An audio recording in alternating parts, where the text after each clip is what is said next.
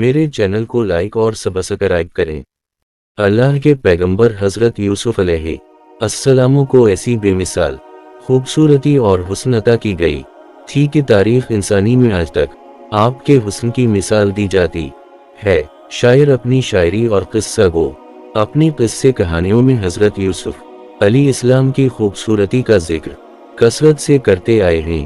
حسن اور خوبروئی کا کوئی پہلو ایسا نہ تھا جو آپ نے نہیں تھا۔ یوسف علیہ السلام کی نیک اخلاق، بردباری اور نرم مزاج نے آپ کے حسن و خوبصورتی میں مزید اضافہ کر دیا تھا۔ کوئی شخص بھی یوسف علیہ السلام کو پہلی مرتبہ دیکھنے پر ہی آپ کا فرشتہ اور حسن کا قائل ہو جاتا، مگر آپ کی اس بے مثال خوبصورتی کا ایک المناک پہلو یہ بھی تھا کہ اسی حسن کی وجہ سے آپ کی زندگی بہت سی مشکلات کا شکار ہوئی اور آپ کا حسن ہی آپ کے لیے اور آزمائشوں کا سبب بن گیا۔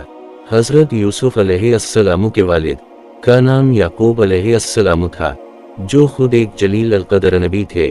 حضرت یعقوب علیہ السلام کے 12 بیٹے تھے، لیکن یوسف علیہ السلام کی خوبصورتی اور معصومیت کی وجہ سے آپ کو ان سے زیادہ محبت تھی اور آپ حضرت یوسف علیہ السلام کو اپنے دوسرے بیٹوں پر فوقیت دیتے تھے۔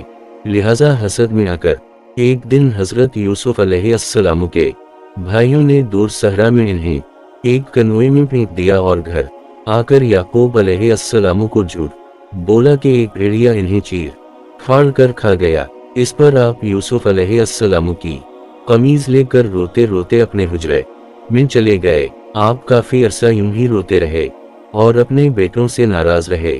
ادھر ایک قافلہ جب اس کنویں کے پاس سے گزرا تو انہوں نے یوسف علیہ السلام کو وہاں سے باہر نکالا۔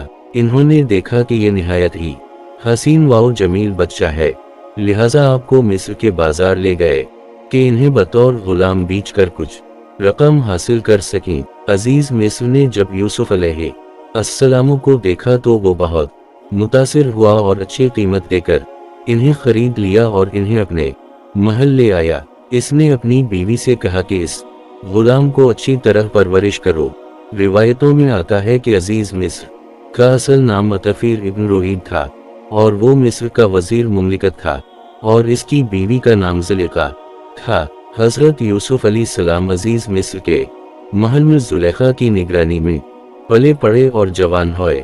جب آپ پر عالم شباب آیا تو خوبصورتی حسن میں مزید اضافہ ہو گیا۔ عالم یہ تھا کہ جو کوئی بھی آپ کی پرنور چہرے کی طرف دیکھتا تو اس پر سے نظر ہٹانا مشکل ہو جاتا۔ ایک حدیث میں رسول اللہ صلی اللہ علیہ وسلم نے فرمایا کہ جب دنیا بنی تو حسن کے 3 حصے کیے گئے، جن میں ایک حصہ حضرت یوسف علیہ السلام کو دیا گیا، ایک حصہ ان کی والدہ کو دیا گیا اور ایک حصہ پوری دنیا میں تقسیم کیا گیا۔ عزیز مصر کی بیوی زلیخا آپ کی خوبصورتی اور حسن کے ساتھ دیانت، شرافت، پاکیزگی اور سچائی سے بھی بہت متاثر تھی، لیکن ابھی اللہ کو یوسف علیہ السلام کو مزید امتحانات میں گزارنا تھا۔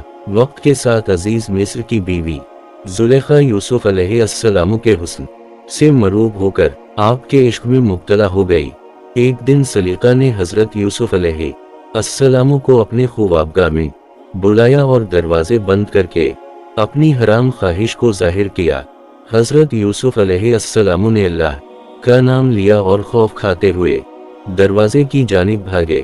زلیخا انہیں پکڑنے کے لیے ان کے پیچھے دوڑی۔ ان کی قمیض کا پچھلا دامن اس کے ہاتھ میں آ گیا، جسے اس نے اپنی طرف کھینی تو وہ پھٹ گیا۔ حضرت اسلام باہر نکلے تو سامنے عزیز مصر کھڑا تھا، پیچھے زلیخا بھی باہر آ گئی۔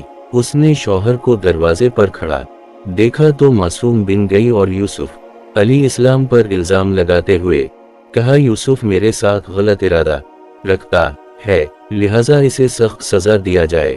جب عزیز مصر نے یوسف علیہ السلام کے قمیص کو دیکھا تو وہ پیچھے سے پھٹا ہوا تھا، جو اس بات کی دلیل تھی کہ یوسف علیہ السلام سچے ہیں اور زلیخا کا ارادہ غلط تھا۔ وہیں اللہ کی طرف سے ایک اور معجزہ سرزد ہو گیا اور محل میں موجود ایک دودھ پیتا ہوا شیرخوار بادشاہ اللہ کے حکم سے بول اٹھا اور اس نے گواہی دی کہ یوسف علیہ السلام پاک دامن اور سچے ہیں۔ یوں عزیز مصر کے سامنے واضح ہو گئی، لیکن اپنی بیوی کی بدنامی کے خاطر وہ خاموش ہو گیا اور بات کو رفع دفع کیا۔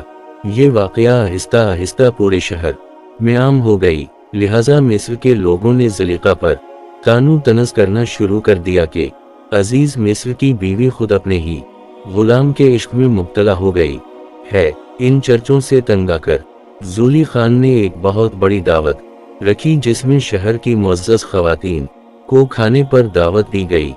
جب دعوت کا آغاز ہوا تو زلیخا نے تمام عورتوں کو ایک چھری اور پھل دے کر اسے کاٹنے کو کہا۔ جب وہ عورتیں پھل کاٹنے لگی تو عین اسی وقت زلیخا کے حکم سے یوسف علیہ السلام کو بلایا گیا۔ جیسے ہی ان عورتوں نے یوسف علیہ السلام کے حسن و جمال کو دیکھا تو ہو گئی اور پھل کی جگہ اپنی انگلیاں کاٹ لیں۔ لہٰذا اس کے ذریعے زلیخا نے عورتوں کو سمجھانے کی کوشش کی کہ آخر وہ کیوں یوسف علیہ السلام کے عشق میں مبتلا ہیں۔ آخر ایسے خوبرو جوان جسے دیکھ کر عورتیں اپنی انگلیاں کاٹ لیں، اس پر دل آ جانا کوئی حیرت کی بات نہیں ہے۔ اس واقعہ کے بعد ہر دن مصر کی کوئی نہ کوئی عورت یوسف علیہ السلام سے رابطے کی درخواست کرتی تھی، لہٰذا آپ علیہ السلام نے اللہ سے دعا کی کہ ان سے نجات مل جائے۔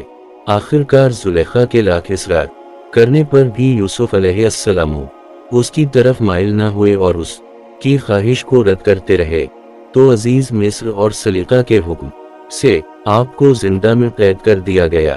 یوسف علیہ السلام کی اس دعا کا ذکر اللہ نے قرآن مجید میں بھی کیا ہے۔ یوسف علیہ السلام نے کہا ہے، میرے پروردگار، جس کام کی طرف وہ مجھے بلا رہی ہے اس سے بہتر تو قید خانہ ہے۔ آپ علیہ السلام تقریباً 10 برس جیل میں قید رہے۔